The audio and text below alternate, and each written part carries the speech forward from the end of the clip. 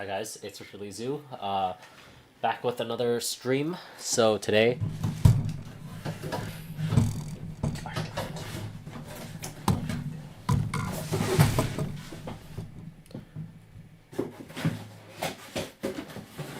sorry about this.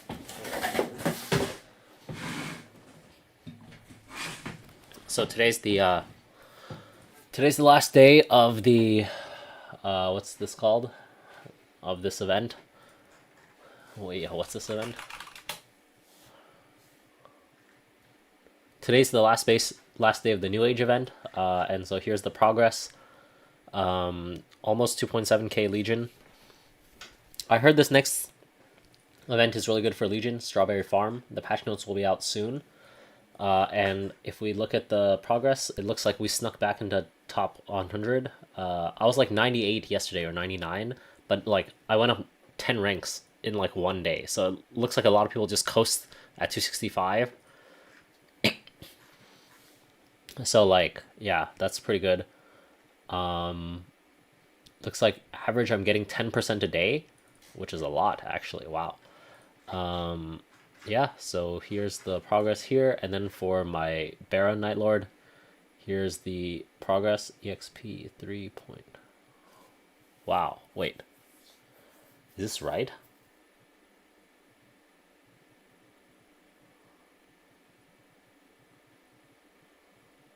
$3.4 trill EXP? No, there's no way this EXP is right. Or, I mean, this daily EXP is right, but the total EXP is not right. So, let's see. So, Legion, here I'm almost at 9k Legion. Inching ever closer, rank 268. So, yeah, that's my progress on the Bear account. And then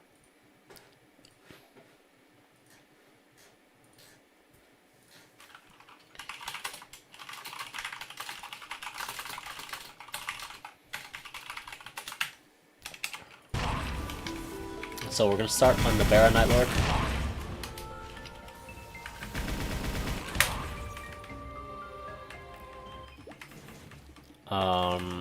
The primary thing we have to make sure to do for sure, is to claim all the rewards. So we did all the weeklies, I believe. So let's just make sure we claim all the rewards. So we get 2x coupons, all of these. So these are all tradable. Yeah, these are all tradable with an account. So I'll claim them all here. What is this? Sea Otter.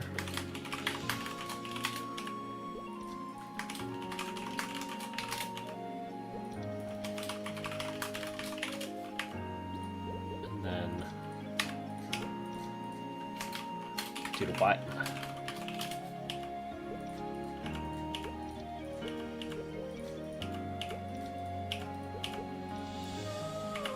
Okay, now we finally filled up our use slots.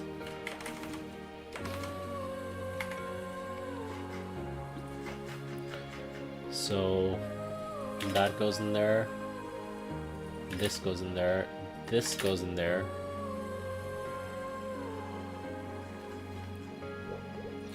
Okay, now we keep going.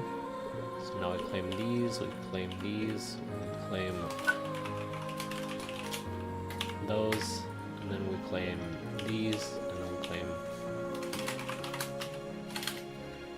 This is tradable, right? Yeah. That, and then okay, now we have to clear more slots.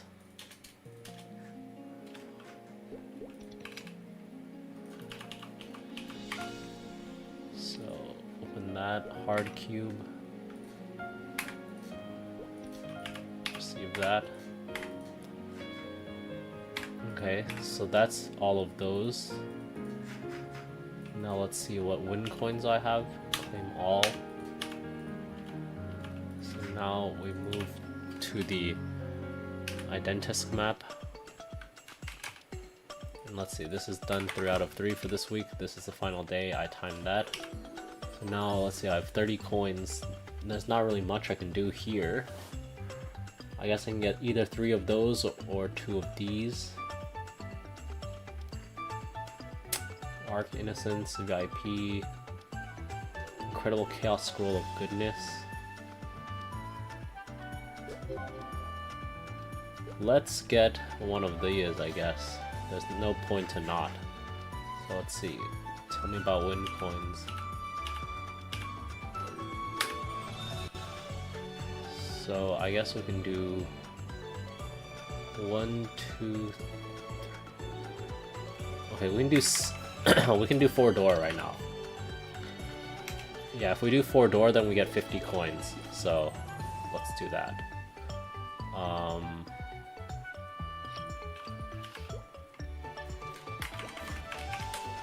Yeah, let's do 4 door and get those. So let's see. So put those in. Hard cube bonus mystical cubes. Let's see.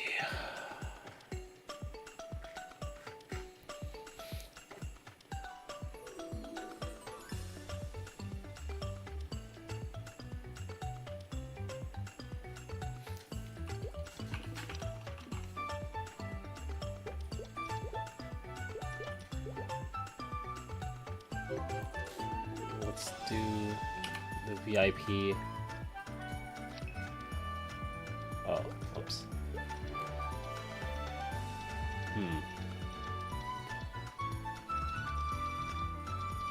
All of these faces are decent, actually. Let's see the hairs. Okay, the hairs are very much not decent.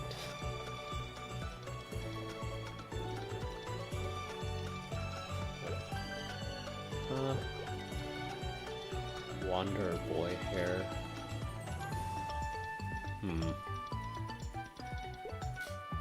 Okay, let's hold out for now.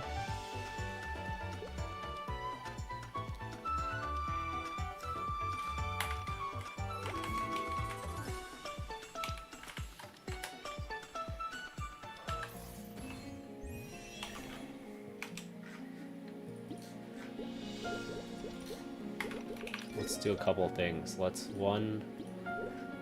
do Helix.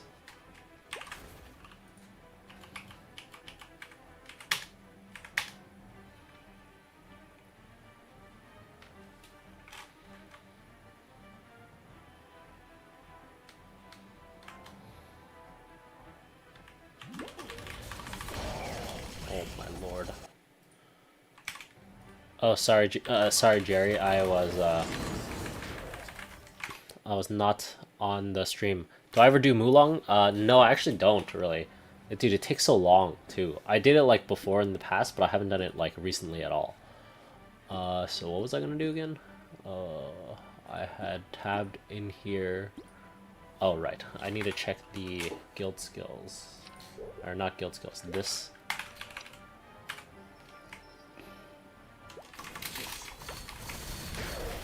Oh my goodness, I died again. Okay. Okay, let's go back. Let's just use our burst.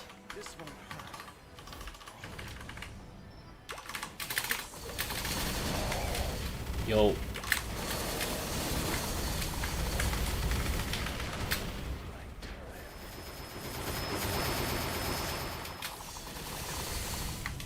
Okay.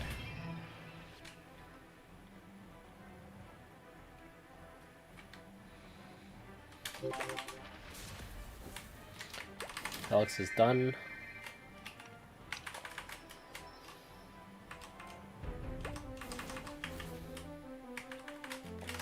And now I guess we'll go do 4 door. 4 door honestly is nice and easy and fast. The good thing is they don't drop extra extraneous stuff, and they're all like right here.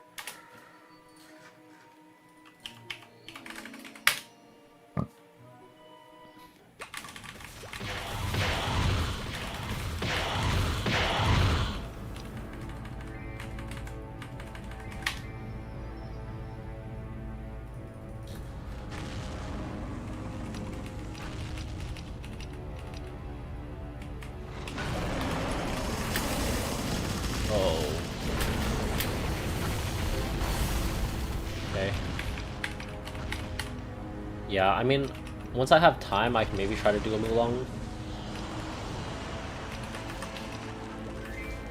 But yeah, it's not really necessary in my opinion. Because I don't really do bosses anyway, so...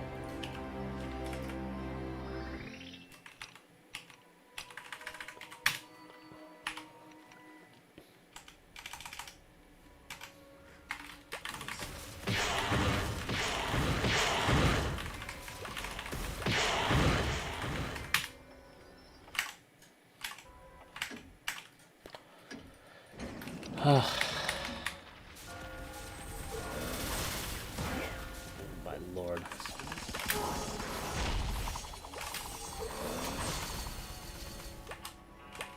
Where'd he go? Oh my goodness. Okay. This guy's killed. Killed the chicken. Here, let me check my latest floor. The last time I did it, I got to floor 49, and it looks like that was in... I don't know if this is in 2022 or 2021. But as you can see, it was clearly a while ago.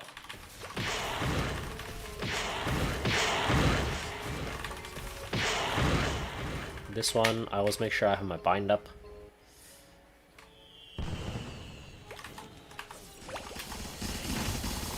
Never mind, don't need a bind.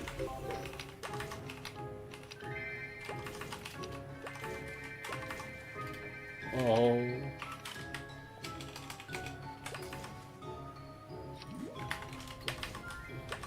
Potential scroll.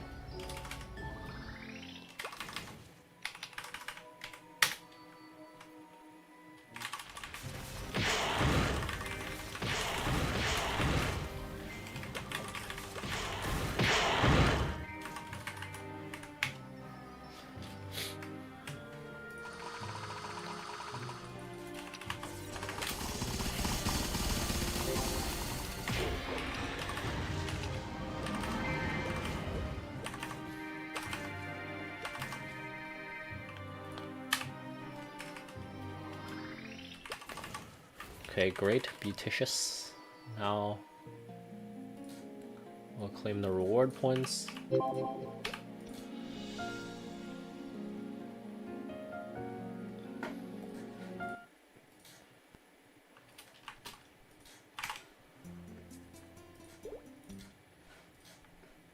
Reward points are good. And then we'll sell these things for 70 mil. Ugh. So now we have half a bill. And now we'll claim more win coins. Claim all, that's 50, so now I have 80. So now we'll go back.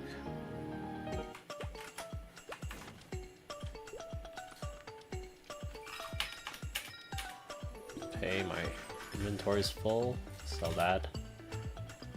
So now we can, oh whoops, now I can get 2 of those.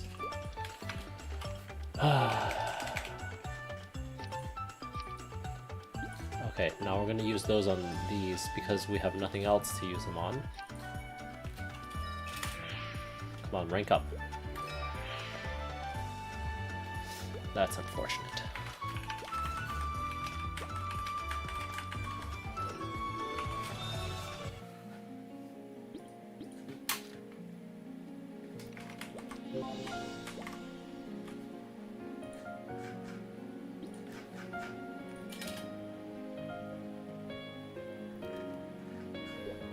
Alright.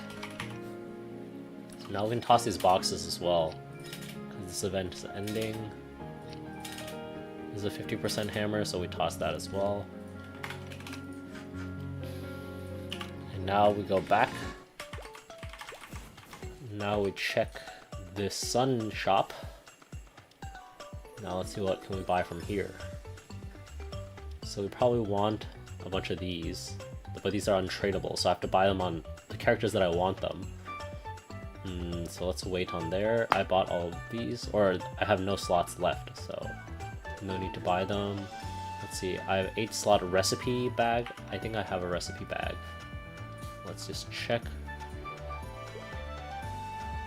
Pretty sure I have all bags. So scroll slot, 8 slot recipe bag, 20 slot scroll bag, I have it. You can only use 1 scroll bag, 1 recipe bag, 1 soul bag. Okay, so those 3, and then for the production I can have much better than 8 slots, so don't need that one. Let's see, the 40 slot chair bag. Okay, let's check how many chair bags I have. I can only use 5 chair bags at once. So I have 1, 2, 3, and then here's a 20 slotter, so I have 1, 2, 3, 4. So I can probably get 2 more chair bags. Let's see if I can still even open this. Where'd it go? Oh, here. Nice. Let's open the 20 slot chair bag. Let's put all these stuff in here.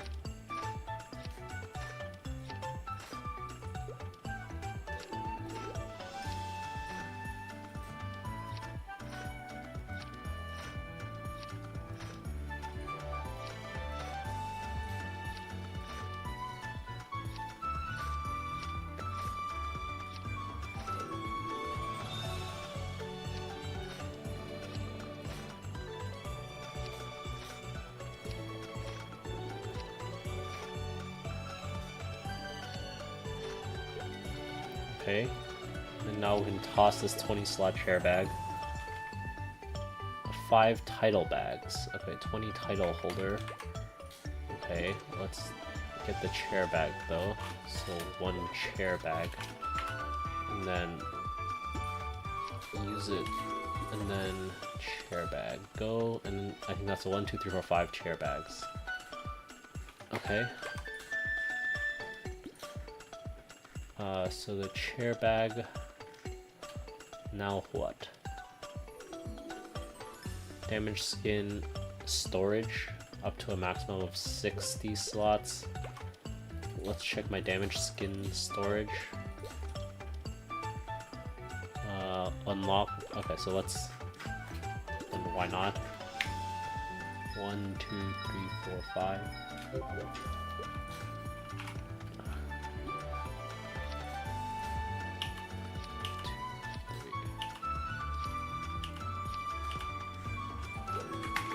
Okay, nice.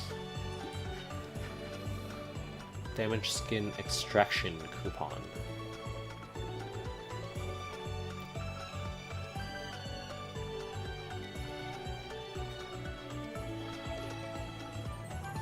So I should take this,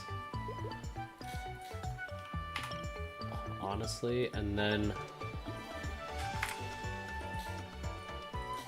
I have to figure out which of these damage skins is worth the most. It's probably going to be one of the unit damage skins, so I'll need to figure out which one.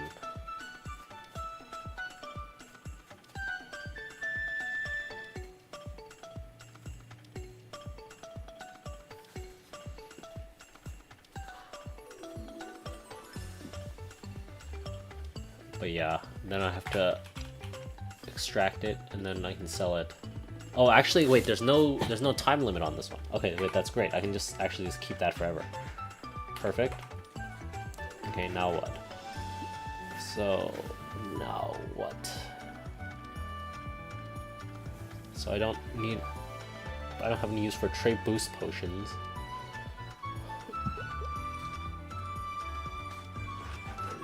More monster life gems. Okay.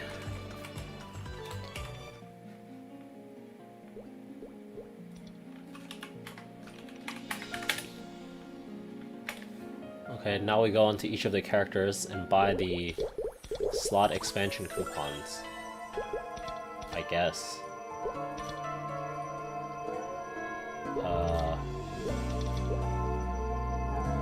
I think my AB didn't have it. Max slots? I know, I feel like my AB should have max slots, but I don't know. What's the worst character I've played? Oh, AB does have max slots. Worst character. Oh. I mean, I've played them all, so...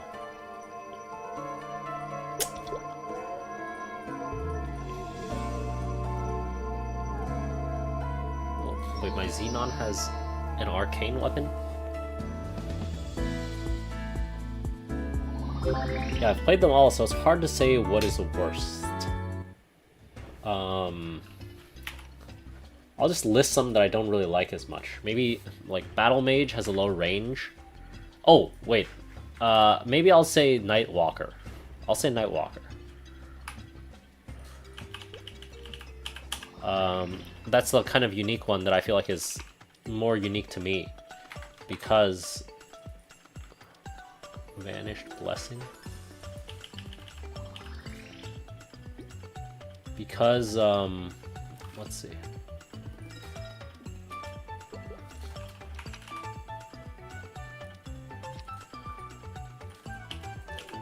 So I have, wait, so 1, 2, 3, 4. So I can buy 4 more on this character.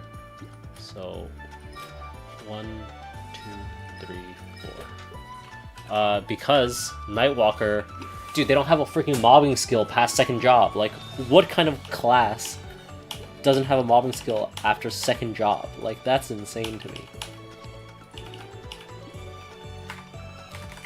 And I'll say that's why Nightwalker is my least favorite class. Like, I almost quit the game because when Reboot first came out... Nah, but there's a cooldown on that one.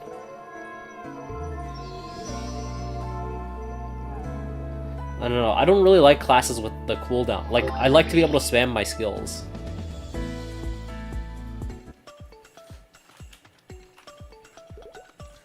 Okay, nice. So 1, 2, 3, 4, 5, 6. 6.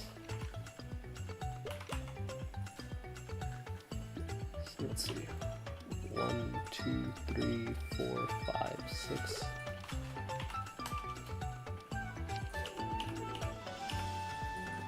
One, two, three.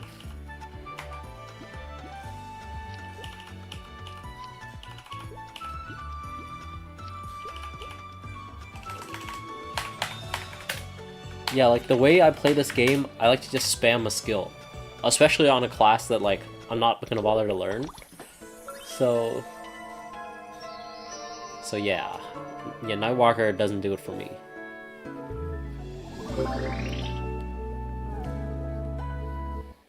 And it's so interesting because my main is Night Lord, so like you'd imagine that it's, you know, almost the same. So this is what? 2, 4, 6, 8, 10. Okay. Yeah, I can use all the remaining ones on this guy.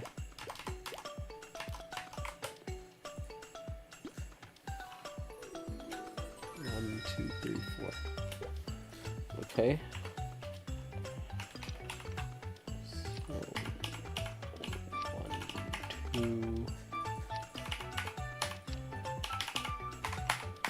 Dude, this is hella min-max. Or like, dude, I don't get why people call it min-max, but since they call it that, I'll call it that. Or like, I'm just unlocking all the slots on my secondary characters. What's the point? It's just for inventory management.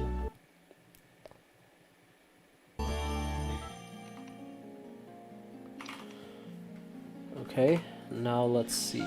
I still have a ton of more coins.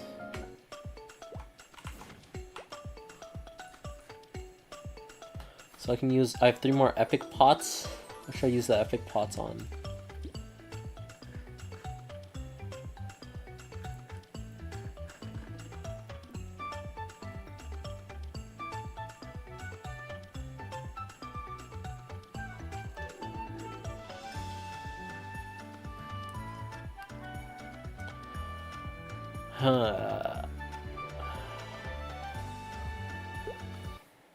Epic pots? I should use these epic pots, but I don't know on what. And special bonus pots? I should be using them. I don't know what on. I'm trying to think if there are any like merching options or anything, but there aren't. I'm pretty sure like those are just free.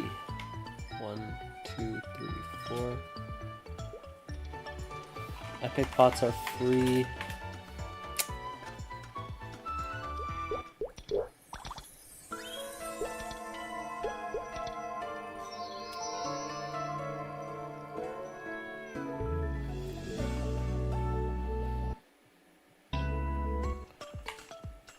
Yeah, that's already epic, obviously.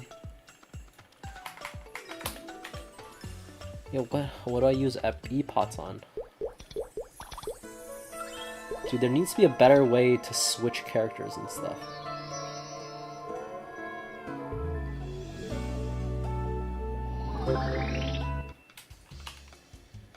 Okay, let's use an E-pot on this.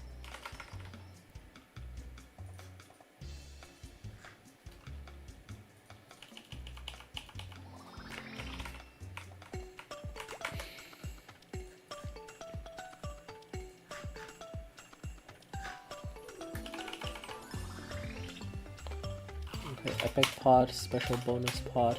Okay.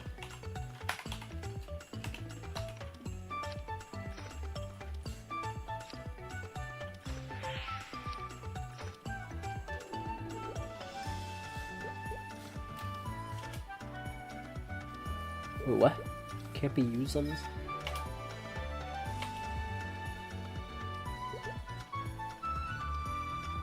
Yo, what is this? Okay, now let's see. Let's get. Wait, Golden Hammer 100%? I can use this.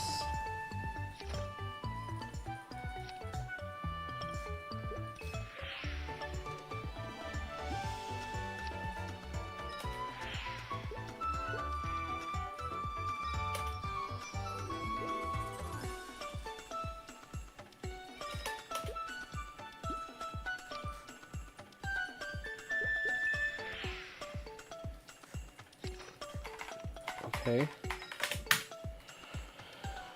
Okay, that one done.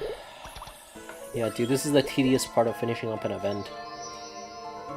Making sure you min-max all the rewards. It's very tedious.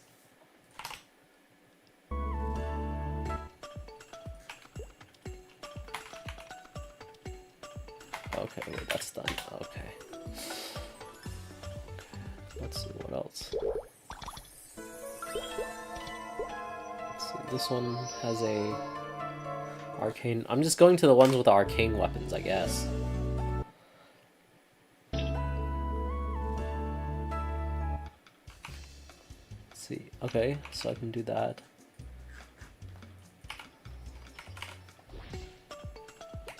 Let's see. So I need one of these, and then I'll need that, and then I'll need that. Okay. Is there a right order to do it? I feel like I can do... Okay, first of all, the first things first is this one. Okay, now I think I can do this one.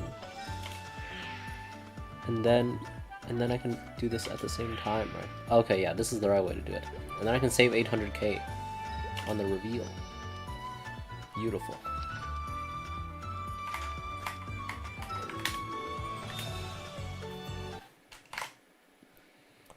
I did in the wrong order last time around. You want to use the B-pot scroll first. And then, now what? My Mercedes also has an arcane.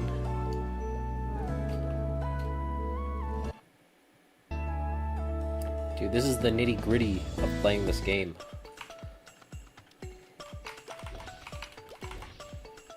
YouTubers don't show you this stuff. So I need this, and I need that. Let's go.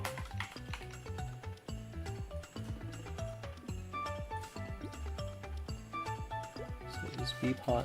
Oops. So use the B-pot. I use the E-pot. And then okay, nice. Oh.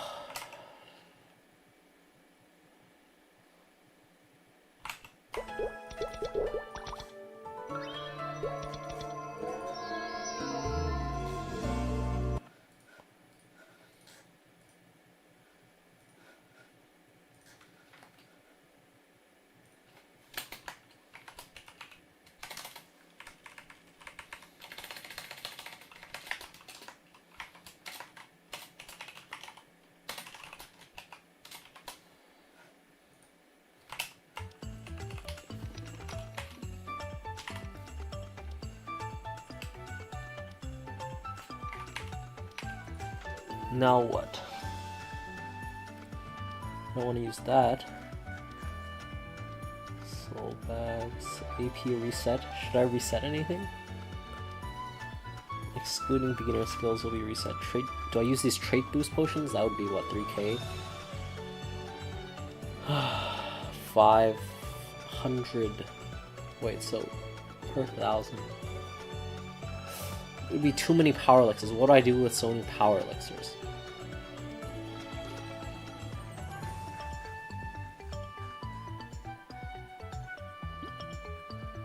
I already have so many power elixirs. Honestly, it would just be taking up inventory space.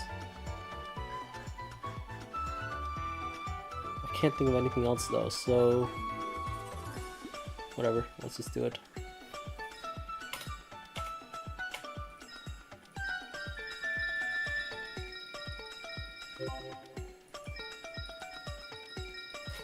Wait.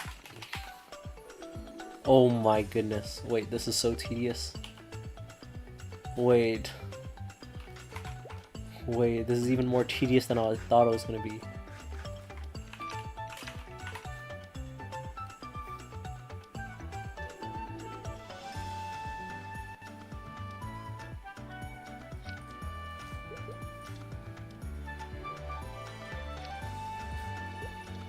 Hold up.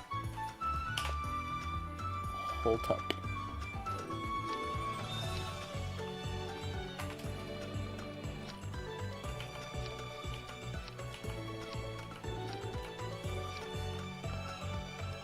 Alright, then we're gonna let those coins expire, because screw that.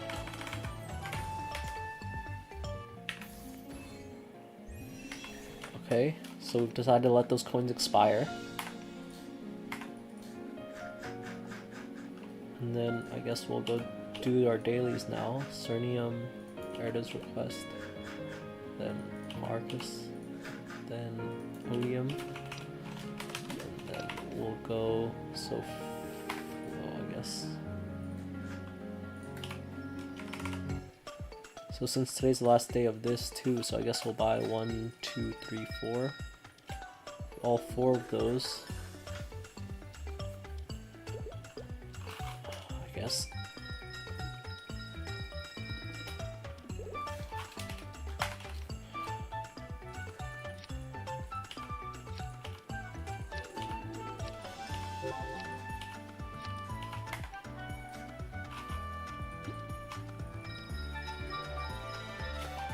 I don't even know what these do.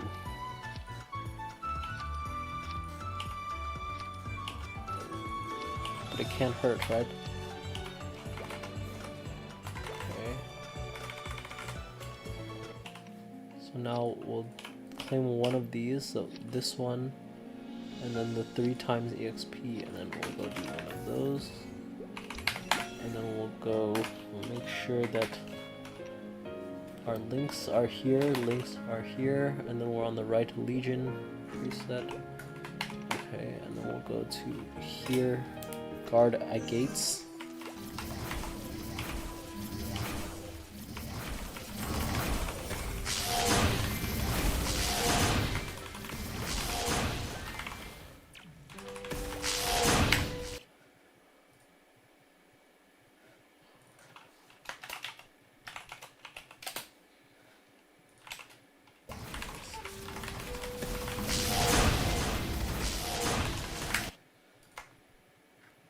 I'm pretty sure I'm lagging because of the League client that I have open, so I'm closing that.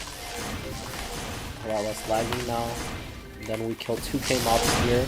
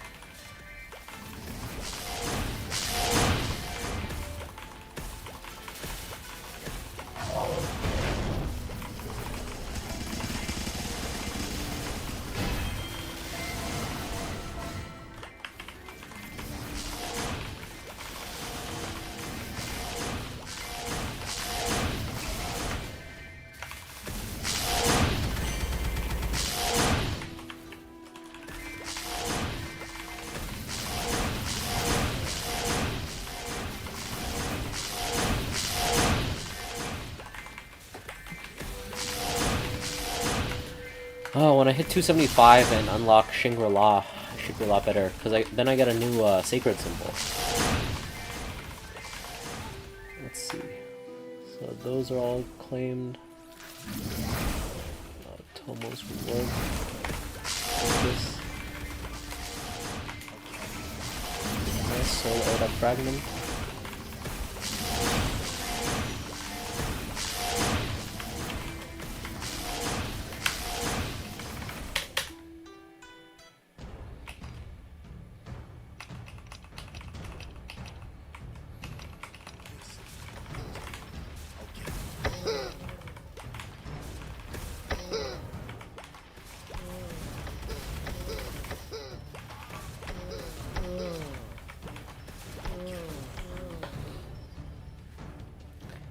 Oh. Dude, and then my other account is going to be just as tedious. I still don't know what to use these 200 rainbow flames on though. I'm thinking, do I just use it on a pink holy cup? Like, I probably shouldn't, but like, what else should I use it on?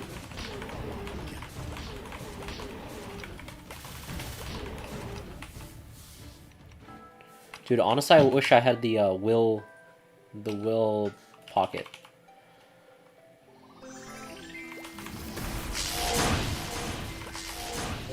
Then I would gladly use the 200 on that.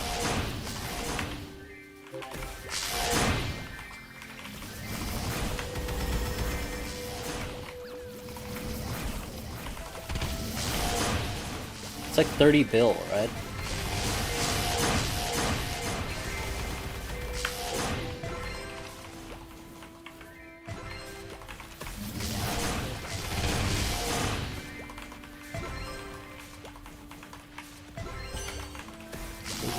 T7, T6.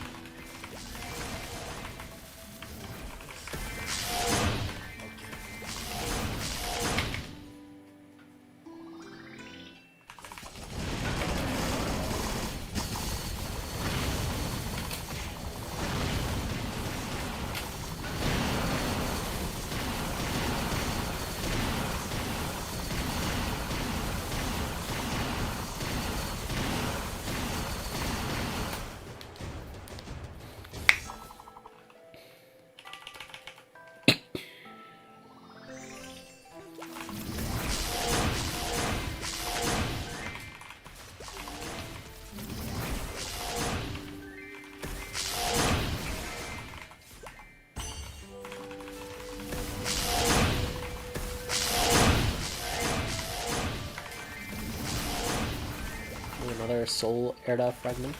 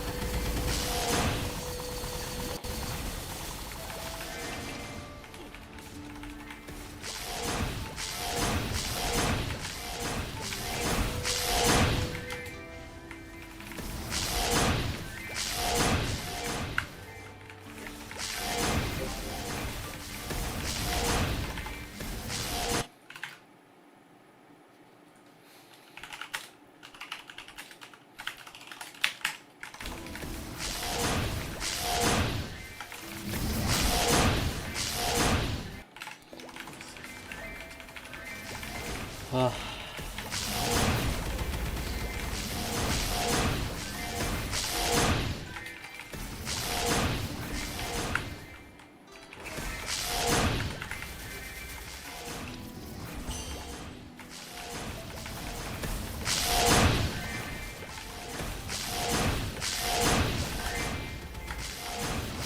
More mobs here.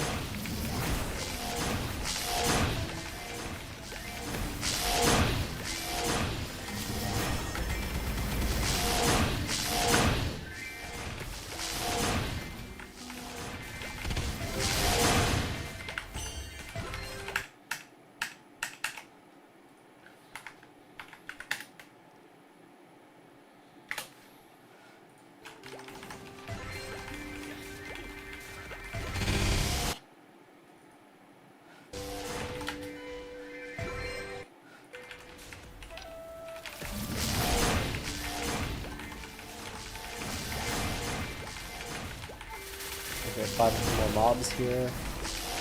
Dude, this is how I have to think to like compartmentalize. Like I remember when I used to swim, I'd think like, oh, I only have 50% left of this set, in order to like force myself to be able to continue. Or like that's my way of forcing myself to be able to finish something.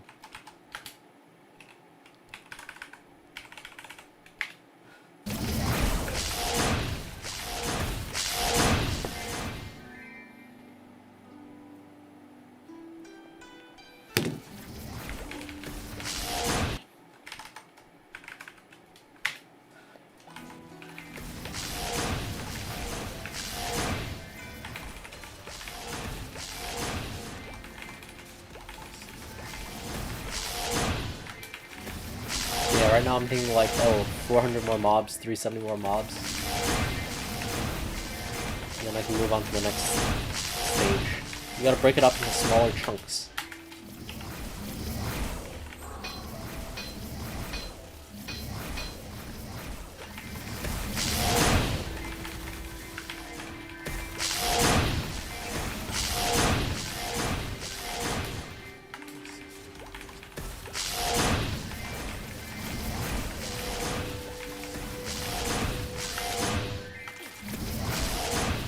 For swimming, at least, what I would do is like I'll think about the ratios.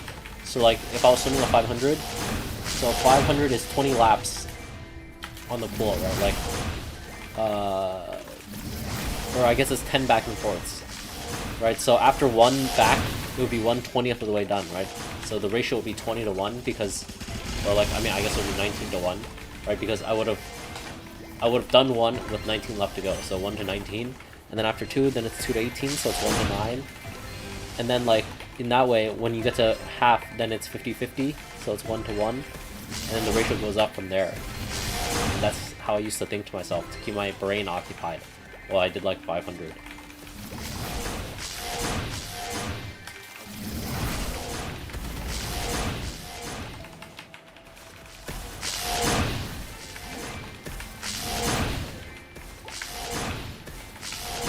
Okay, now we finish that. Now we go to Hanbots.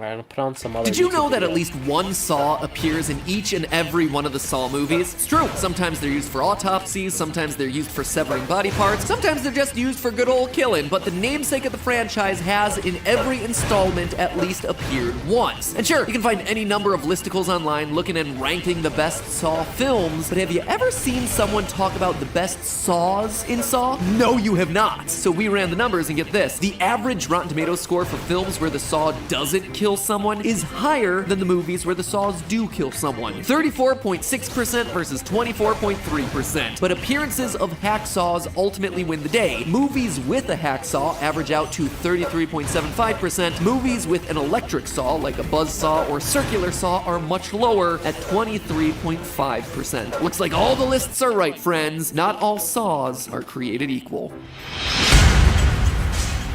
Hello, Internet! Welcome to Film Theory, a show that Wants to play a game. With the rules of the game, you have 60 seconds to hit the subscribe button, or else, can't really make you wear a reverse bear trap or anything, and, totally out of acid. If you don't subscribe, you'll have to dress like Cool Kid Jigsaw from the final chapter. The only thing worse than death by Saw, death by cringe. In 2004, millions of people went to the theaters and saw the psychological thriller Saw. And everyone who saw Saw knew it was something special because it featured brutal violence, interesting themes, and a villain named John Jigsaw Kramer who not only could engineer brilliant traps, but could lay face first on a gross bathroom floor for hours on end. To me, the best thing about these movies are the elaborate and creative traps they present. A pit of needles, a laser collar, a machine that slowly pulls your hair out. I mean, they are brutal contraptions. After you hear those iconic words, I want to play a game. you know that things are about to get serious. While the character on screen is forced to think about survival on the fly, the audience is forced to ask itself largely the same things, like whether you'd actually be able to use a hacksaw to take off your foot. You learn the rules of the game with the characters, and when one of them miraculously survives, it's thrilling because you're in the situation with them, and you don't have to hear that final tagline of Game over.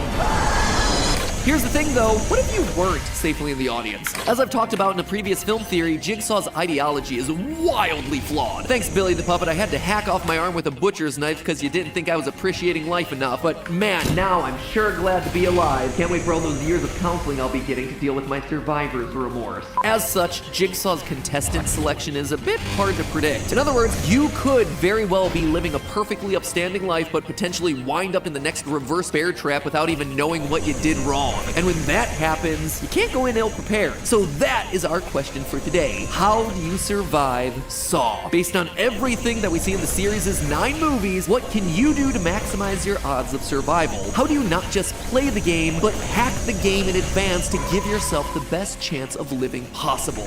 Live or die. Make your choice. Live. Yep, definitely choosing live there.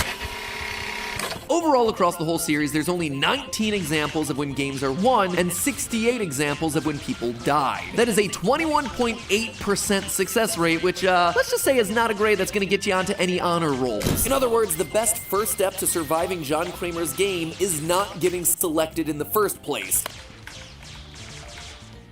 So who does he pick and why? Well, we took John's own advice. If you're good at anticipating the human mind, it leaves nothing to chance. And analyzed every character, game, timeline, flashback, motive, and death to help us avoid getting strapped into our next shotgun carousel. Jigsaw and his acolytes believe that the death traps help people. They attempt to transform lazy or corrupt human beings who devalue and squander their lives into people with a refreshed appreciation for their existence. And so, yeah, some of his victims make sense. In the first movie alone, you have people who've tried to take their own lives, people who commit fraud, drug addicts, and adulterers. But then there are others, like Detective Singh, who's a good cop and was just killed by a shotgun trap in Jigsaw's lair. Or Zep, a hospital orderly who's generally very nice. Or Allison and Diana Gordon, two family members that were kidnapped in order to ensure that someone else who is corrupt would play the game. For a guy that says, Killing is distasteful.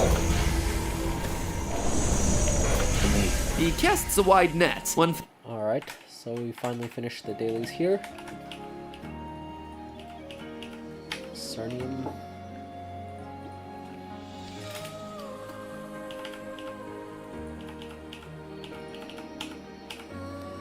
So just turning those in gives me like 2%, so today I got like what, 3%?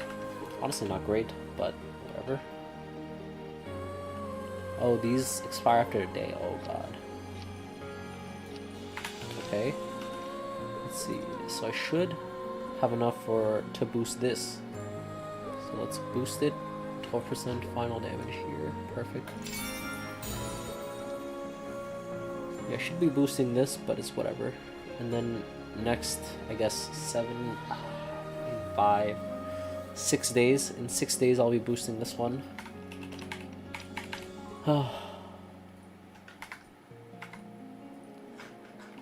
And Tomo's reward at 3x.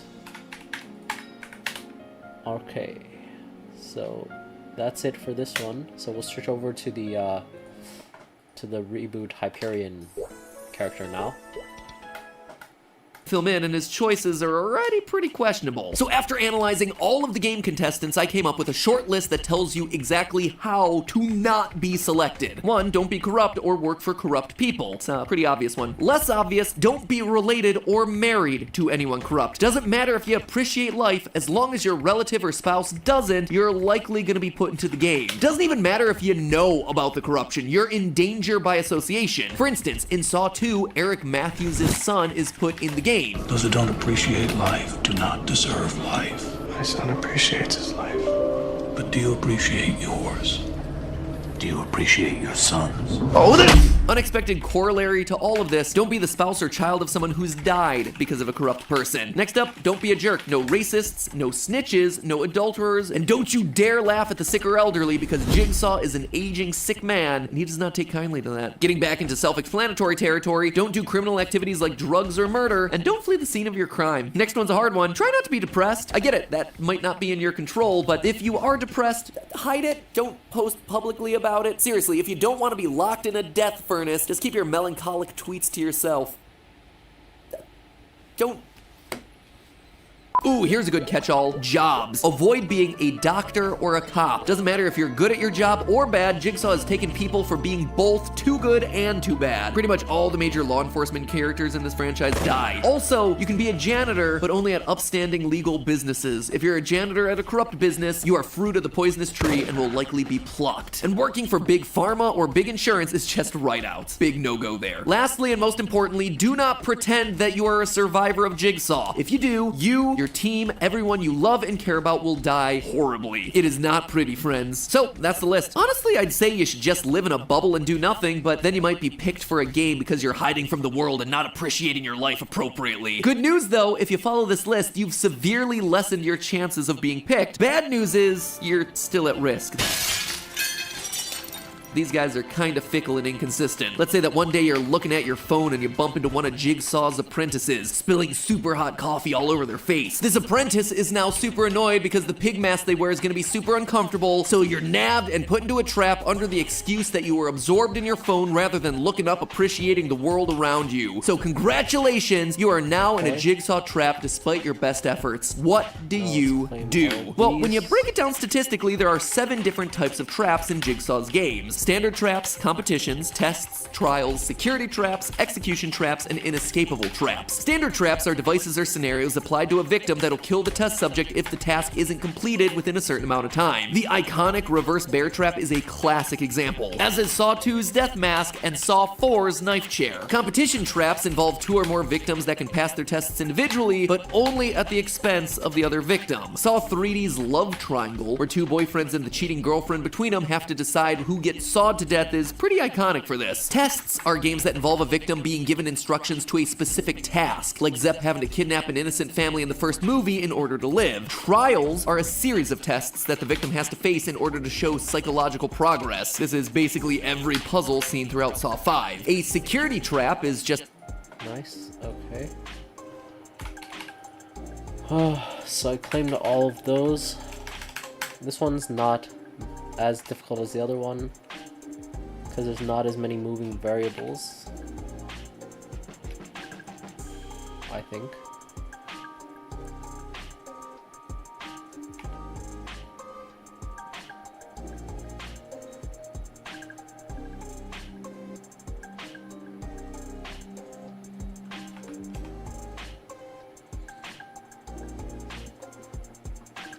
Okay, intelligence boost potion gone. No, I guess let's do some Monster Park first. Just a glorified security device like the quadruple shotgun hallway trap, which is literally just a bunch of guns on a tripwire. Execution traps are just there to finish off people in creative ways, like Saw 5's water cube, where there's no game, there's just death. And lastly, there are the inescapable traps, which, as the name implies, are just used to kill people, like the rigged pendulum trap. Sure, there's a game that you can play to quote-unquote win, but the game is rigged against you regardless of what you actually do. So equipped with all that information, what do you do? Well, the number one rule in all of the Saw franchise is that Rules of our game have been made very clear. You need to abide by those rules. I understand that it's easier said than done when it comes to listening to a tricycle riding puppet giving you instructions, and you have like 60 seconds on the clock, but Jigsaw is pretty upfront about how to play and win each game. Research shows that fear can actually cause your brain's executive network, which is responsible for problem solving, to constrict and work less effectively, which means that you're gonna have to be prepared to listen intently when each game begins. Saw 2 is full of people screwing this fundamental lesson up. In Saw 2, a note explicitly says, do not attempt to use this key on the door to the room. The key is used to open the door, and boom, it kills someone. Later, all Detective Eric Matthews had to do was sit around in order to win. I want to play a game. The rules are simple. All you have to do is sit here and talk to me. Listen to me. If you do that long enough, then you will find your son in a safe and secure state. Instead, he falls victim to Jigsaw's tricks and winds up in multiple movies and a long series of traps trying to escape until eventually dying in Saw 4. It also doesn't help that only 31.25% of entrants in the standard traps actually pass. What's even worse than that is that 3 of the games were rigged, 2 of the 5 people who passed their tests were killed immediately afterward, and all 5 of them ended up dead later on in the series. Surviving a game doesn't always mean that you're gonna be alive later, which means that we need to go on to lesson number 2, just go ham on it. If you have a chance of winning, you need to go hard and you need to go fast. We see this with the man. Hello, Ryan Shacklet. What's up?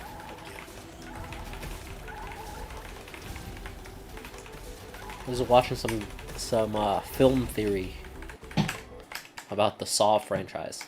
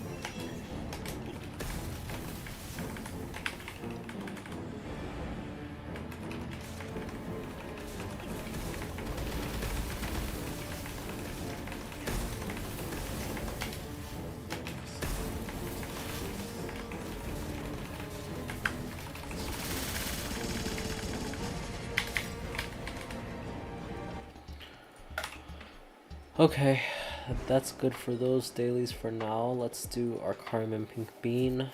There was some other daily that I knew I have. Oh, right, I have to check the coin shop, right. Still blind.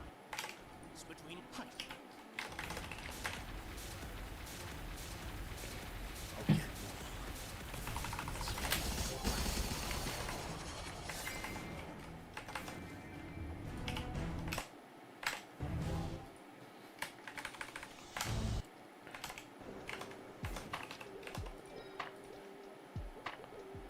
Pink bean. Let's try to get a black bean mark.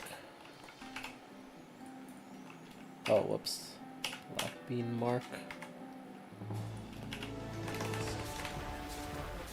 I've gotten so many Dominator pennants, but no black bean mark. It's a little tragic.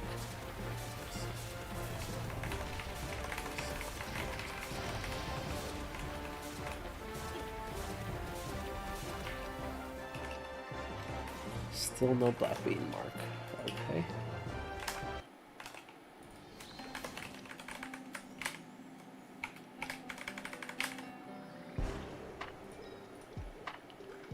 Okay, now we go to Helix, I guess.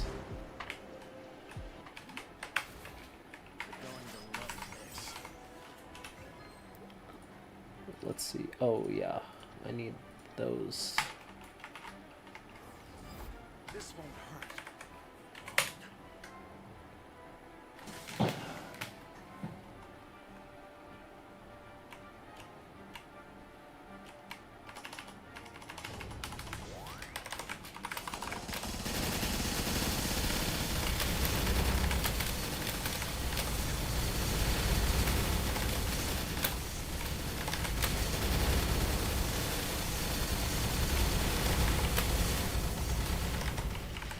Okay, now we'll just wait.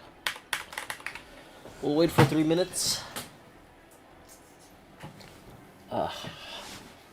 So tired.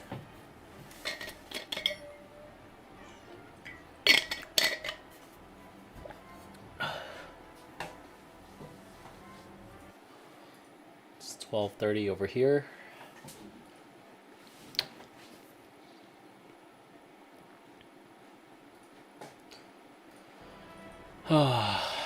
Let's watch some more Amanda film in Saw theory. 2's Pit of Needles, and more so with Charles in Saw 5's Necktie Trap. By acting fast and first in his group, he's able to ensure his survival while everyone else is still left in danger. And with that, good news! You've passed the isolated test and your hands are probably crushed, if not entirely sawed off. As you walk away, you hear Jigsaw saying, Congratulations, you are still alive. Most people are so ungrateful to be alive, but not you.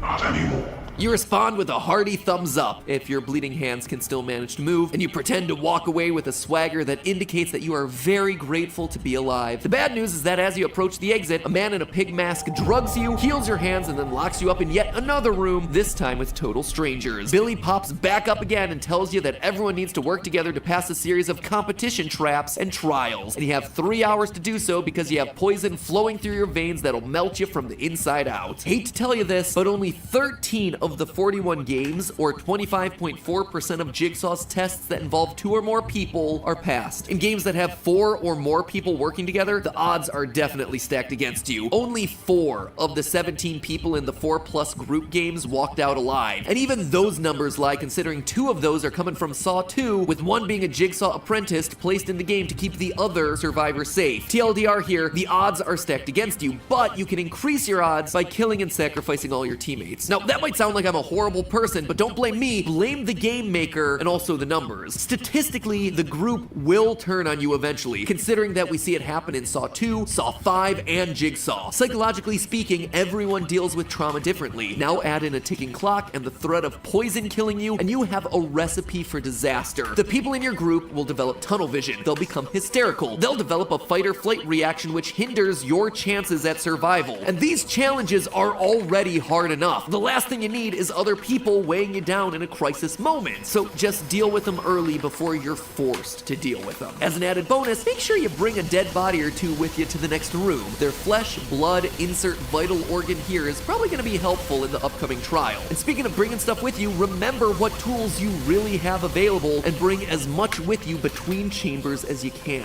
In most of Jigsaw's challenges, especially the trials, you are the one. Alright, we just killed a Helix. 101 ambition. Oh, nice. Thank you, Make Dyer. Good night. Have a good sleep. Thanks for tuning in, even if just for a moment.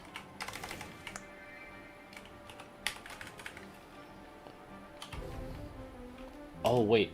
Am I almost at 700 coins? 500. Okay, I have 500 out of 700 coins. Okay.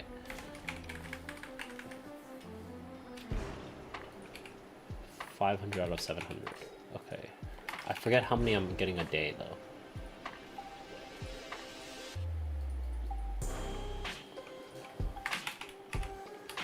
Okay. Let's sell those then.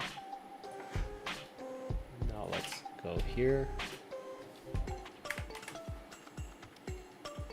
Wooden coin. Yep, no more wooden coins. Let's go to the Sun coin shop. So this is 1,000. So, and then let's see.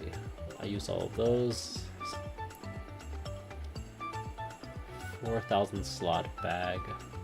Okay, I mean, I guess we take that.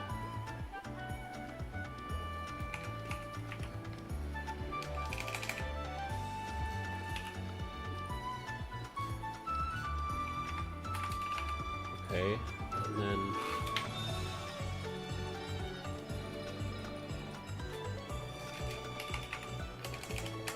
so does this mean oh 1, 2 okay. I see how this is. Alright, so we're gonna store all our misos. And so this is 100 pouches, and this is 80 pouches. So we have 180 pouches that we're going to open.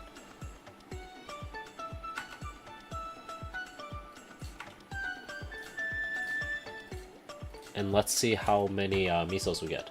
180. Okay, let's put bets. Over under how many? So if we say it's an average of 1 mil per bag, which it's definitely not going to be.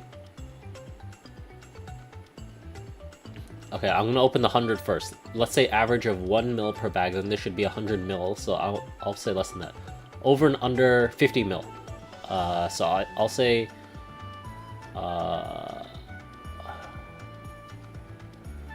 I'll say 57 mil here for these first 100.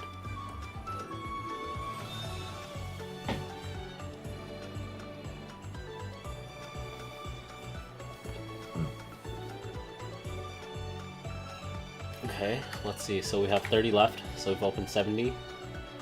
Why did I say 57? I don't know, let's set a strange number. But yeah. I also think these are different miso pouches. What is it? Reboot miso pouch?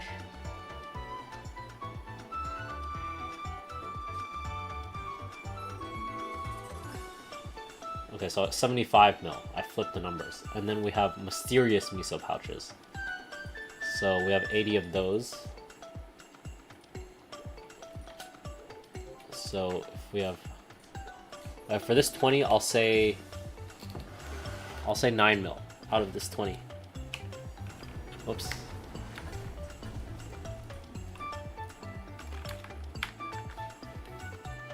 Oh, wow. Huh. I got 22 mil out of 20 boxes. Okay, then out of this 60, let's say over 60 mil then.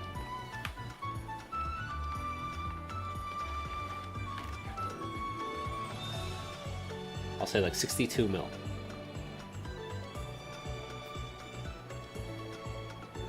Oh, not looking like it. Okay, so it was 43.8 mil. Not bad.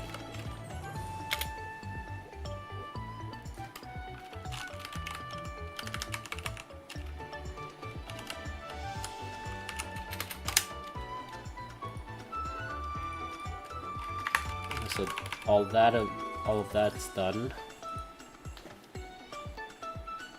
I don't need any revitalizers or anything. Damaged skin extraction coupon. I guess let's get one of those. Slot coupon, so this is 2,500, I guess.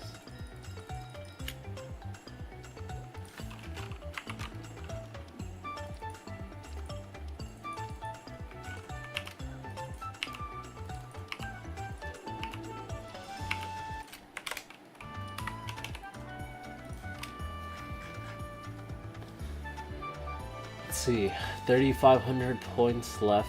I don't really have anything else I need, so I'll probably just get power elixirs later.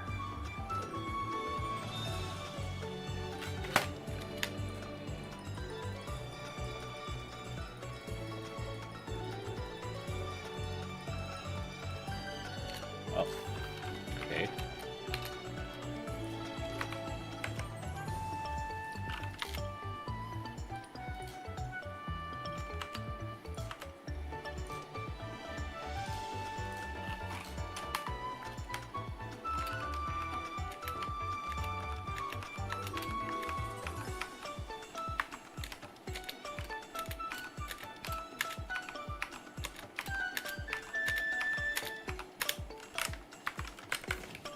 Okay.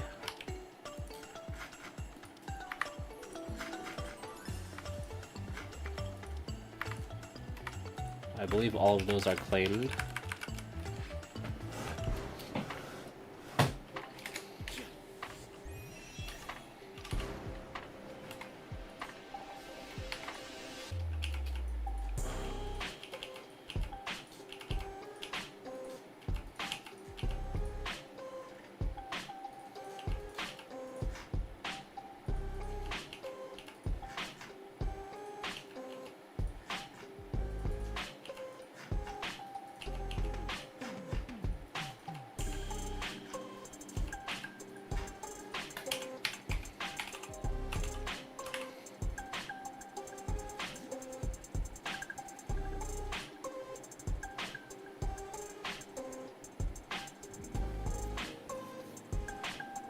Little Enki.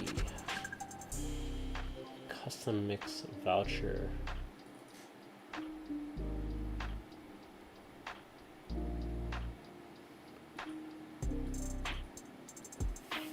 Okay.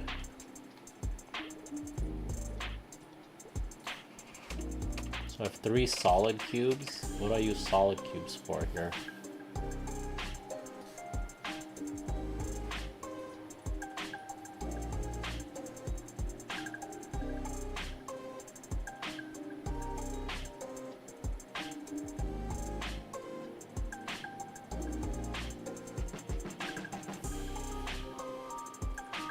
So tired. Holy moly. Let me stop blowing that hot air on myself. Okay, I guess we use the 2x, the 3x, I guess. So let's move here.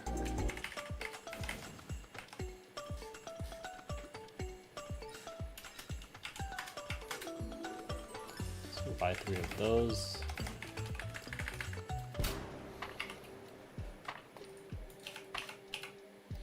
So 1, 2, 3, and I guess we'll go to Grandis.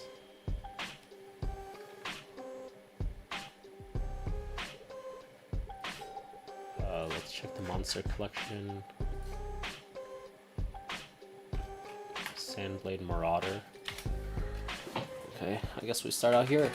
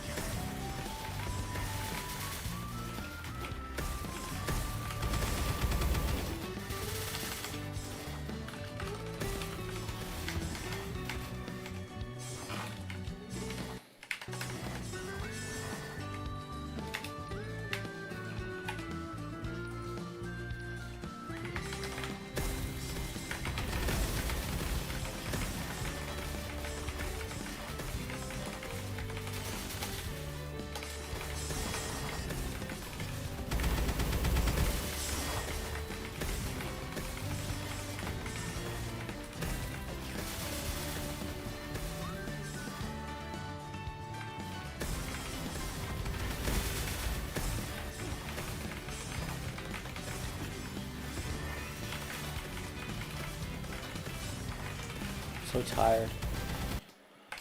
Ugh.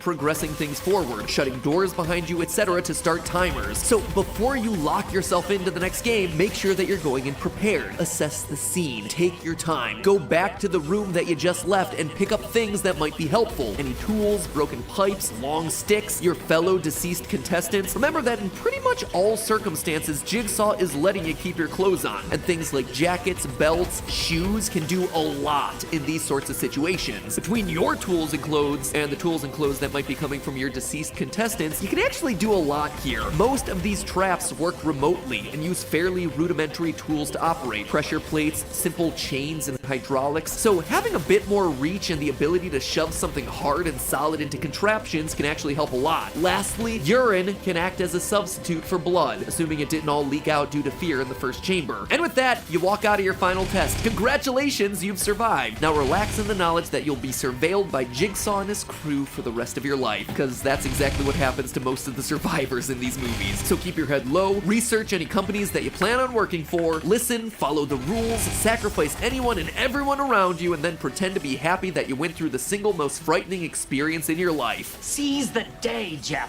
For real. Go running naked in a hailstorm, kiss a girl in the middle of the day, fly a kite, but do it for yourself. Well, yourself and the pig masked army watching your every move, waiting for any excuse to throw you back into another game. But hey, that's just a theory. This, however, could be the beginning of a long summer of the best horror movie franchises out there.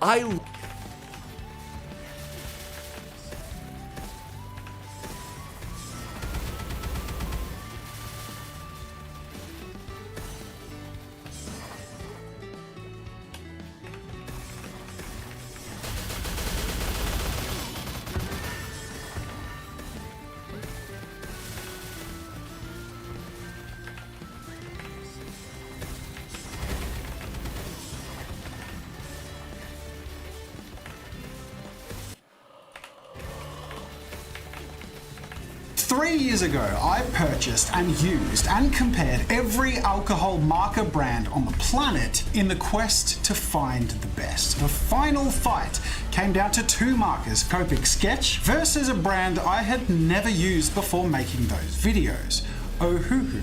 3 years have passed since those 2 markers faced head to head, and in this video, it's time for a rematch. Now for the disclaimer. This video is sponsored by Ohuhu. Now I know what you're thinking. This isn't going to be a fair fight. You're going to be biased against Copic. So let me first begin by alleviating some of that concern about bias by showing you exactly what I said 3 years ago of Ohuhu markers. Now the Ohuhu, like I said, they were a surprise to me when I started all of this, and they really came out of left field. They are fantastic quality for the price, and even if budget wasn't your biggest consideration, their quality alone carries them right up to the end. I gave the win to Copic based on their range and refillability. It's been 3 years since I made that call, and let's just say, times they are a-changing. 3 years ago, the final battle was between this and these 48 markers in Ohuhu's Honolulu series, which at the time had a range limited to 120 markers. Today, however, Ohuhu's range consists of 481 colors. I think this rematch is going to shape up to be a pretty fair fight. This rematch will consist of intense challenges, but the very first test is hopefully going to help alleviate some concerns about my bias. A blind test, putting both brands unidentifiably in the hands of 3 artists. Hi, I'm Alicia. I'm Murray. I'm Jen. So it's pretty smooth, which is nice. Yeah, I really like the saturation on these. This flows nicely. You know what, I'll just go for a direct comparison. The flow is actually a little bit different. I think I like the feel of that one. It's a bit too soft, almost. So I'm judging them on blending. It seems to be working pretty well. There's a little bit of blending there with the yellow and the orange, which is nice, but you do have to use quite a bit of it. That blends amazingly. The initial feel of going down, I really like these ones, but then these are more responsive when mixed together, I think. These ones would be better for detailing because you've got a firmer point, but this one would be better for blending. I think I would go with the right set. What if I told you that one of those sets is worth about 5 times the other one? All right. Oh, it's definitely not 5 times better than this one. If you had to tell me one of these was more expensive than the other, I could probably guess. They're the more expensive ones, yeah. Yeah. No worries. It would be important for some people other than me to get their impressions. And they're an overall, though none of them have much experience using alcohol markers or knew which was which, I think the general feeling was that the brands were fairly equivalent in comfort and quality. Of the 3 artists, one, Alicia, tended to prefer the Copics, and the other 2, Jen and Murray, tended to prefer the Ohuhu, and also assumed it was the most expensive one. Next, another bit of an objective test, the range. Aside from satisfyingly seeing all these colours go down in an organised way, the other benefit is I get to sort of compare the colour to the tips. On the whole, this was really quite good, but there being some incoherencies between the colour and the caps isn't uncommon. In fact, it's much more frequent in most other marker brands. But this is really the test of how many colours there are, what their tones and the balance is like as a range, and how that compares to Copic.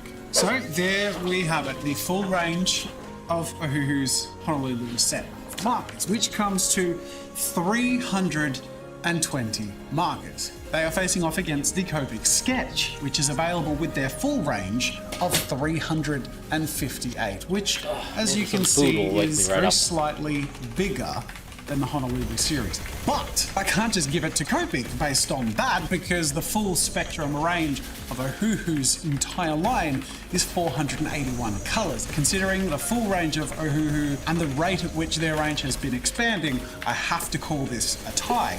Now on to the split page colouring, creating a one-to-one comparison of the colouring experience between Copic and Ohuhu. I would say that the accuracy to the caps is a little less than I'd like it to be on the Ohuhu. You tend to fish a touch more to find the right colour. All the colours are there, and as long as you do what I do, which is just use a swatch page before you pick your markers, you're never going to run into any problem. And I would say it's a very minor discrepancy between the two that does skew on the side of Copic. However, there is a punch that Ohuhu markers have that is hard to sort of explain. I have a feeling it comes from the fact that originally Copics were created a long time ago in the era where graphic design was traditional, where the Ohuhu are a modern marker designed for modern artists, and they feel like they really have comic book illustrators in mind. They just pop more. Now, some people are going to prefer that and some aren't. And as someone who has a very comic book style, well, I really like the effect. But you know what? I'm not going to pick a winner for this one. I think this one is subjective, and it's your call. So let me know in the comments which of the left Copics or right Ohuhus vibe with your style and needs better. Now it's time for the juice test. I know that sounds weird, but every marker comes with ink inside of it. I call this the juice. It was also my nickname in high school. In the juice test, I'm going to put 2 fresh, unused markers from both brands to the test and see how much and how consistently they provide the juice. Now, pretty much every fresh marker you're ever going to try is going to come out juicy. With prolonged use or consistent use, of course, they end up dry.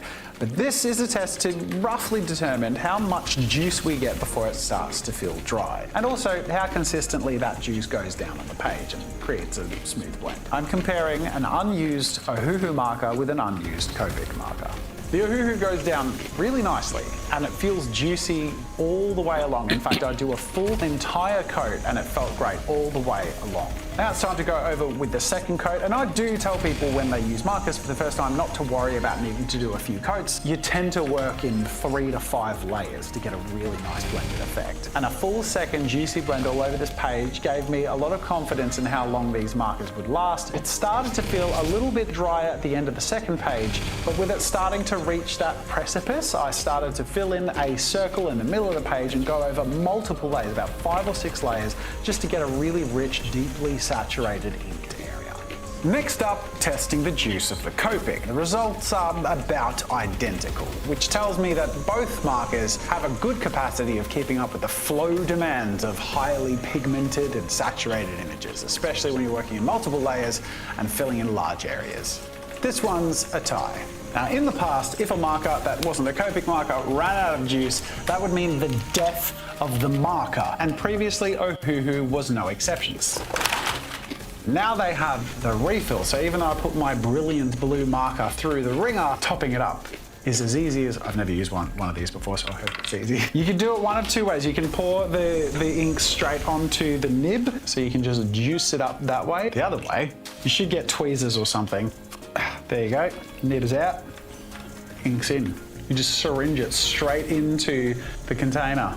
And just like that, what might have been considered a dead marker once is now given a new lease on life. Now we're going to talk about the tip.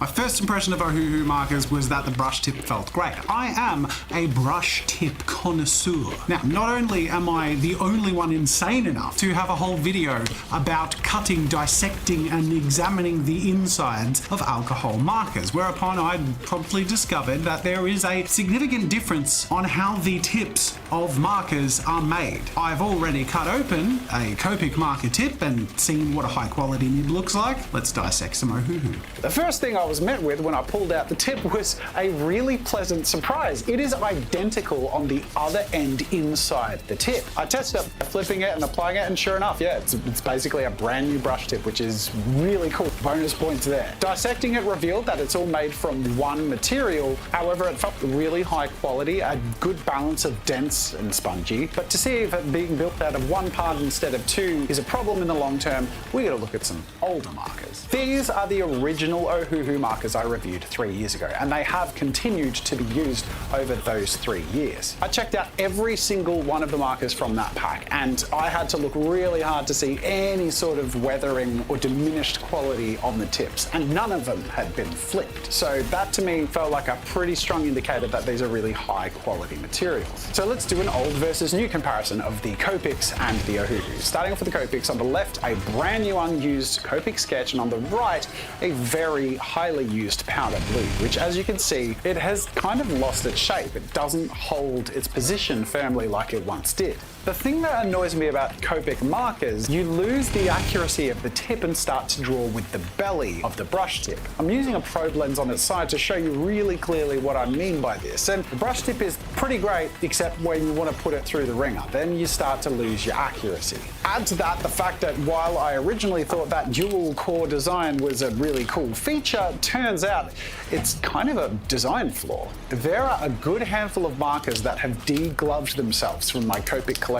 just by using them normally. And as I'll demonstrate here with my older powder blue marker, with just a little bit of pull pressure, it doesn't actually take much to completely ruin that tip, and there's no flipping it to get a fresh start on the other end of the tips. Meanwhile, comparing the brand new Ohuhu on the left and older on the right, as you can see, they're pretty identical, and the tip hasn't even been flipped. It has a really clean and crisp shape, but when applying that pressure, there is no belly action. You get the whole surface area of the brush nib all the way to the tip, which means you can be accurate, work fast, and the marker's holding its shape.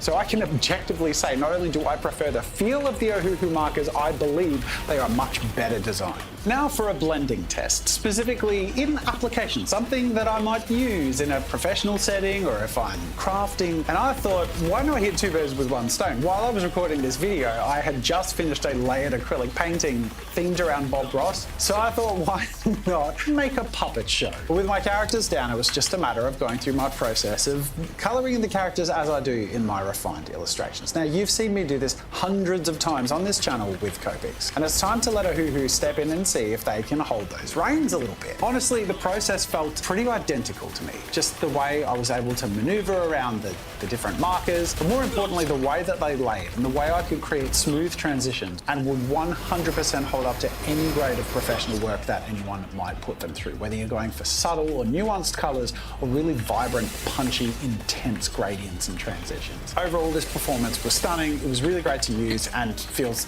just as good as the best experiences I've ever had using Copics. Now on to the big one, the last one. I've kept it last for a very big reason. Affordability. Copics are damn expensive. Ohuhus are ridiculously affordable. But this is still a test, and we're going to do it in an unbiased way. So let's present the facts and show you what the difference really looks like. Let's start with the most obvious place when it comes to price. One marker. All these prices are going to be in USD, by the way. You can get a single Ohuhu Honolulu marker for just under $2.50, where a single Copic sketch will cost you $7.40. That's almost triple the price of the Ohuhu. However, where it starts to get really bonkers is when you scale it. You can get a 36 pack in the Honolulu marker for $40, which brings the price per marker to about $1.11. The Copic sketch in a 36 pack is $210, costing $5.83 per marker on average. The Copic Sketch 72 set, which is the biggest available possible set in the Copic Sketch range,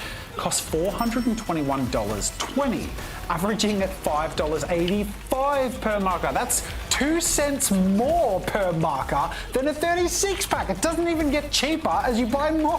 But the Ohuhu Honolulu series comes in a 320 pack, its entire range in one purchase for $244.99. That's just over half the price of a 72 set of Copics, but you get the whole range, and the average cost per marker is 77 cents. This is absurd. At that average price per marker, this is what you're getting for, let's say, $50 when you're paying for Copic Sketch. This is what you get with $50 when you're paying for Ohuhu Honolulu markers. The difference in affordability and accessibility is just absolutely staggering. All right, we've done it, and now it's time for me to make a final call. Let me take a moment to explain why. I am giving this win to Ohuhu.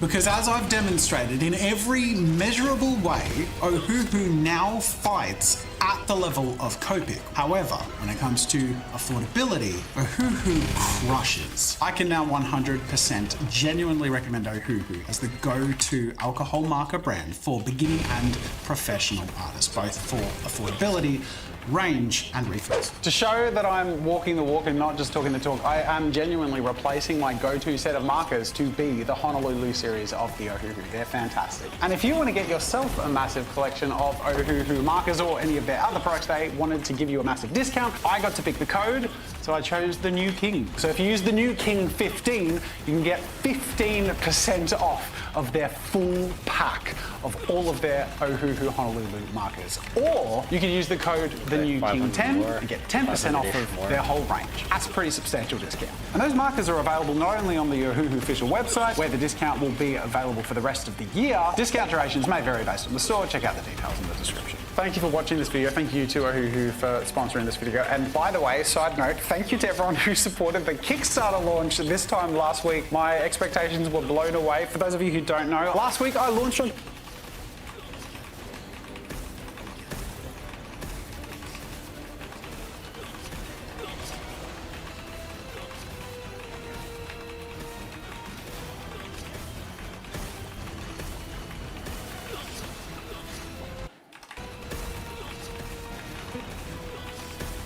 A single strand of cotton is barely visible, but when woven into a sheet, Egyptian cotton can cost over $900. It's synonymous with luxury, but what you're buying might not be Egyptian cotton at all. The Cotton Egypt Association estimated that 90% of products labelled Egyptian cotton in 2016 were inauthentic. And 8 years later, the problem hasn't gone away. So, what is real Egyptian cotton, and why is it so expensive? The process of producing real Egyptian cotton often starts here in the Nile River Delta. Though cotton is grown throughout Egypt, the highest quality cotton comes from these fertile plains. These puffs, called bolls, are technically a fruit because they have seeds. But the real value lies in the hundreds of thousands of fibers each boll contains. القطن ده يعتبر المحصول الرئيسي لدى الفلاح المصري. بزرع قطن عمري كله من 5 سنوات، من سن 5 سنين أنا عمري 73 سنة بزرع قطن. Al-Sadir grows two of the highest quality varieties of Egyptian cotton, Giza 92 and 45. القطن جيزة 92 ده صنف عالي المتانة والنعومة والجودة ومن أعلى الأصناف في الجمهورية. In Egypt, workers pick the highest quality cotton by hand. It's slower than harvesting by machine, but the Cotton Egypt Association says hand picking keeps the fibers intact. Pickers harvest 15 to 20 kilos per day.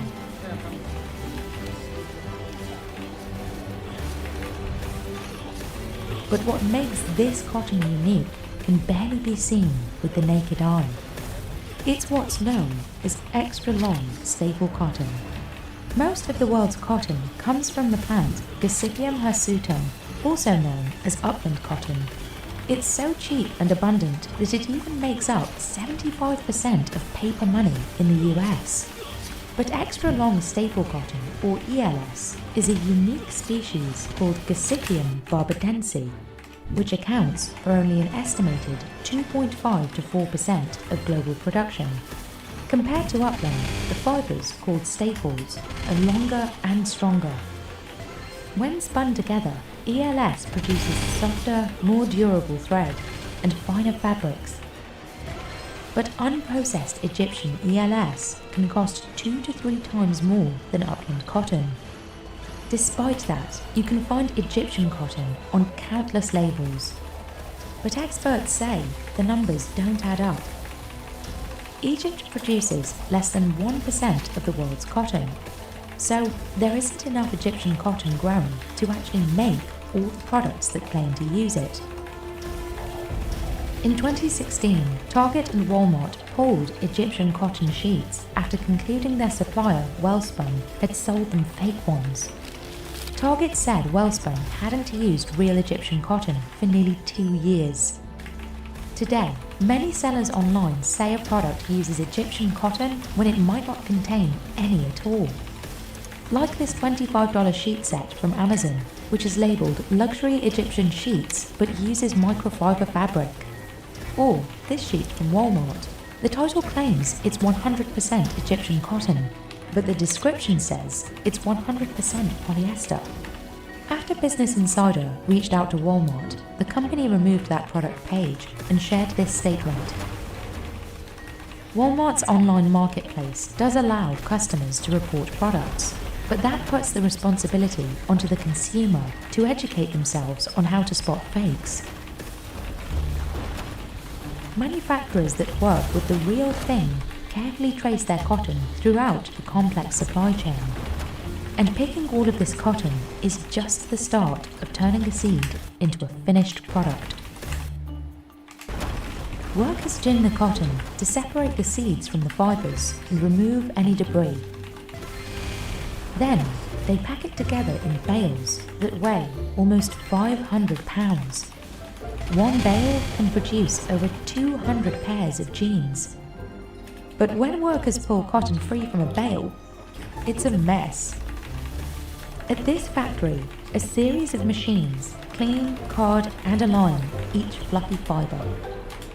The cotton is then coiled into a thick strand called a sliver. A series of rollers stretch the sliver thinner and thinner before winding it together.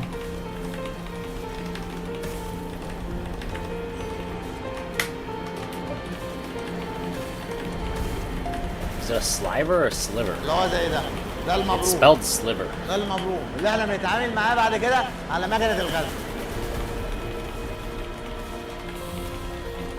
The final yarn looks wispy, but is stronger than cotton from the bale.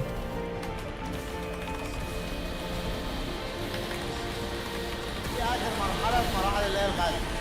يجي الماسورة اللي هي بتاعت الغزل زي ما حضرتك شايفها اللي هي زي دي كده. بندورها بحيث تطلع في الاخر كونه على حسب نمره العميل اللي عايزها وكده. واخر مرحله ديت. While the harvesting is done by hand, most of the spinning and weaving is done mechanically.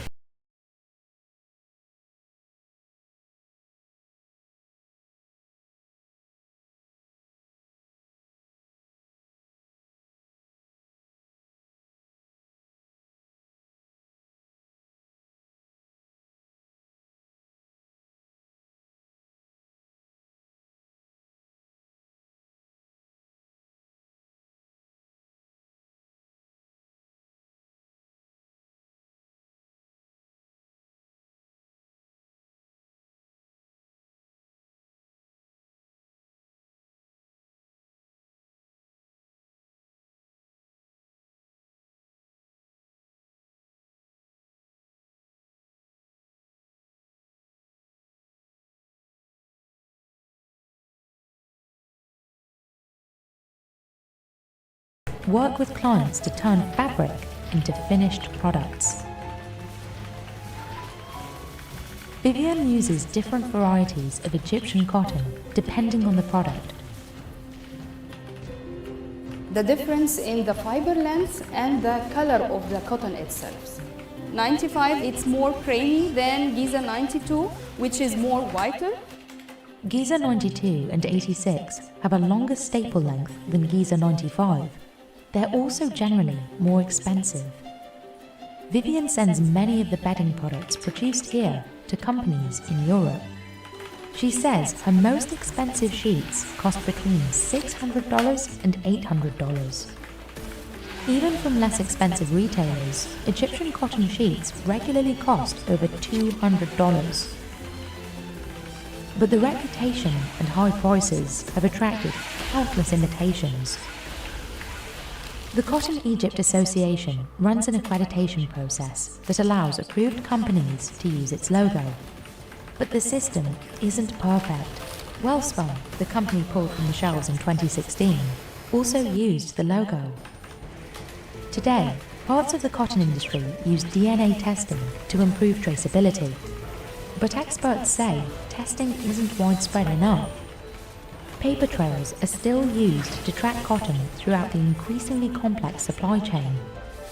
Knockoffs have the potential to harm Egypt's cotton industry, as does competition from ELS cotton grown elsewhere, such as Pima cotton from the United States. But Khalid Al-Maghodi, the general manager for Naturetex, says his concerns lie elsewhere. The big challenge is two things. First, climate change may badly affect our ability to farm the cotton. Second, the availability of the water. Cotton needs more water, so if it's not available anymore, it will make a limitation for our capability to farm more cotton and produce more cotton. That concern is shared by farmers like Allah Salih. في ظل تغيير المناخ والاحتباس الحراري وإذابة الجليد بدأنا الفلاح عنده صحوة بيعرف امتى يزرع وامتى ما يزرعش، فبدأنا نزرع اتأخرنا شهر وشوية. المدة اللي بيستهلكها القطن كان بيستهلك زمان 8 شهور، الوقت بيستهلك أقصى حاجة 6 شهور. This could make Egyptian cotton and cotton grown around the world more expensive in the future. So, if you want to buy Egyptian cotton, what steps can you take? First, look at the price. If a set of sheets claims to be 100% Egyptian cotton, but only costs $25, it's likely not the real deal. Additionally, look for the Cotton Egypt Association logo and trademark, and read product descriptions carefully to find out if a product really contains ELS or just Egyptian quality cotton.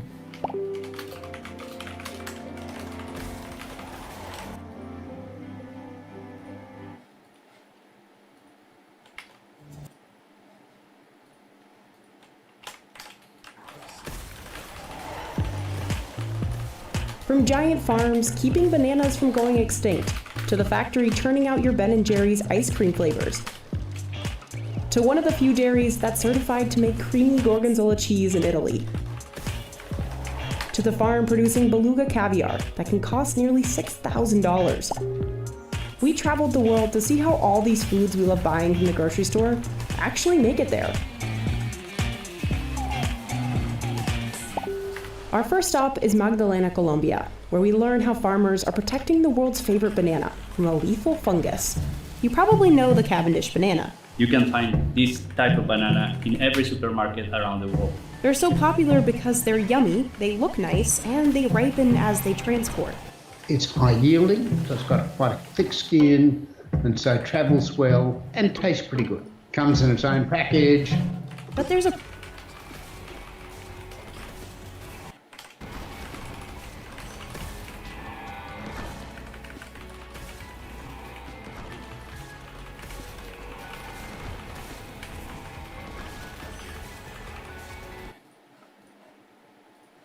This is Hanku in Season 14. He's the 2000 LP Chinese Ezreal, and Ezreal is completely broken right now. He has a new build for Season 14, and it is actually disgusting to watch how aggressive he plays Ezreal. He's the best Ezreal in the world. He gets accused of scripting and reporting the Chinese super server. He hit rank 1, 2255 LP peak. It's Tom Cantor, going to 1v1 him, orders on orders on orders. He goes down. Bardet will slap that Toad in the face and maybe even pick up the center. TP's back in. The way he plays Ezreal is just going to make him want to play. I saw Perks even playing Ezreal mid with how strong he is right now on the patch. Abuse his champion while you can, ladies and gentlemen. Great wave state here. We, of course, are finally back in my old setup. We are back from Europe. Don't ask me how my bet went. Don't ask me anything, actually. Just hoping you all guys are having a great start to the season. And I'm a little bit depressed, but that's okay. Senator Tom Kent really strong at the moment as well. It's a good bot lane duo. Bard, of course, I hate all Bard players. If you play Bard, I despise you. You can see he just ease in. He, weaving his orders between the queues. It's a simple concept, but he plays the most aggressive Ezreal. He plays like he's playing Draven. He plays like the enemy is just complete bot. He moves in, orders, weaves it with a Conqueror, stacks up his passive. He's never going to lose him on one. When you see this build late game, wait till the end. 3 items. You just wait and see. It's just disgusting. It's like you're playing Perth. And the damage you can put out with this new build is incredible. Here on first base, yes, kick. Waiting for Bard to put a little Bard. Yeah, no portal. No, he doesn't even buy a refillable potion, which is that's massive ego. I just think buy a refillable potion. You get great efficiency, but when you're that confident that you don't even need health pots because you're probably gonna get back to lane instant fight again, you don't even want to use the extra back. That's a level of confidence I want. As we have Warwick top lane, very popular in China. Warwick top. Pretty, I don't know if it's underrated. I feel like it's been pretty well known that Warwick top lane is one of the best elo inflating champions in the game. Wave should come in slowly. I don't understand why Bard can get infinite amount of damage, infinite amount of health, 500 armor, build a new magic resist item, Rookern, and be the biggest man. I don't understand why you like to do it. I played the European bard name called Lathyrus, and I think he was ranked 1 in Europe and the US, and it's essentially you have 2 people in your team. We are weaving orders. It's a beautiful song by the bard. Target's like actually on the time, can't quite get through him. Okay, nice.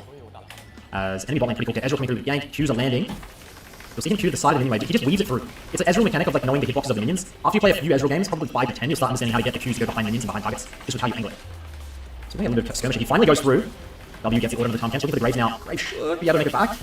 We do have... Oh my god, he's not missing. Any Qs? Not able to get it. It's done. Graves moves back in. Way takes Ezreal out. Doesn't respect the game. We're gonna make our way towards the Sheen. And a lot of people know Handq for such a long time was going Triforce. He goes Essence Rebut with this new setup, okay? Coming back out of lane now. Enemy way a little bit fed. Udi top as well. Udi top is a weird one. I see it in high elo all the time, and I see people popping off. I also see some Udis just be useless. But then also there's a couple of Udis that one shot. I don't understand Udi. I'm gonna put it there. Either I'm dumb or I just don't understand Udi. Or maybe both. But I digress.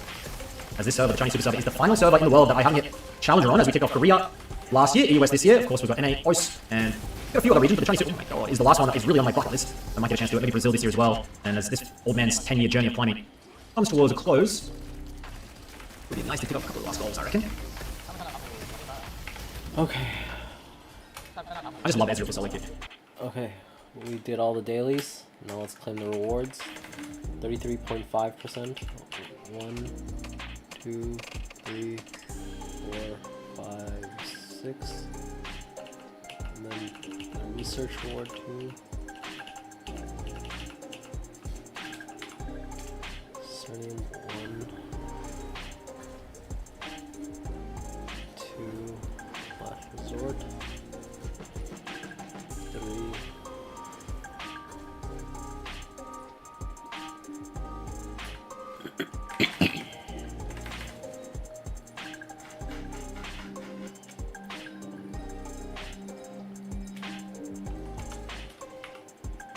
Okay, so that's 16 slots.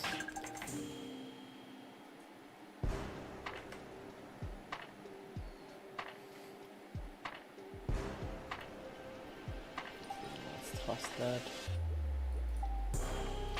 And toss the badge.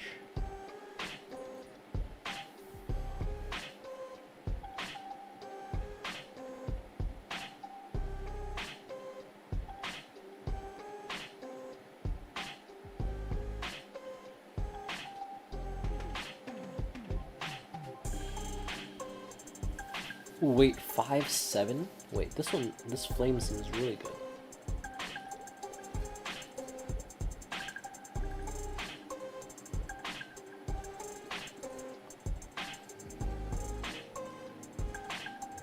Wait, I feel like that's my best flame.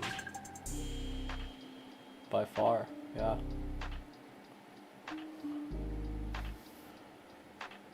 Okay, nice. Charm.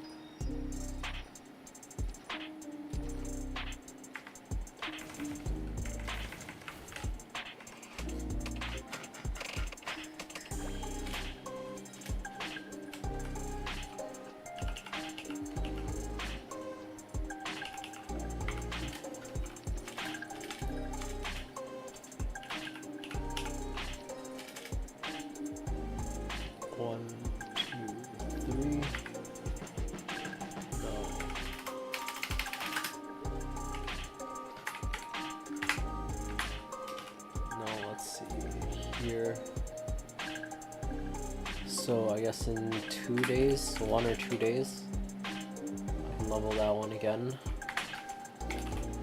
And then let's see, so here I'm at 180 in Arcane. Okay, so I have 190 left. So tomorrow I can level up most of my Arcanes for Choo Choo, because I missed a day. Okay, and then that should get me stronger too. Okay. Cool, okay. I think I just finished all my dailies. And yeah, tired, have more work to do, so... and I think all of these rewards are claimed, so... That's it for now. I'm going to just go back to AFKing, and then we'll see you guys back tomorrow for more dailies. So thanks for watching today. Yeah, see you guys again in the next one. Bye. Oh my brain. Let's go back there. And then So I heard 5-3 is the best one to AFK, so yep, thanks again for watching. I'll see you guys.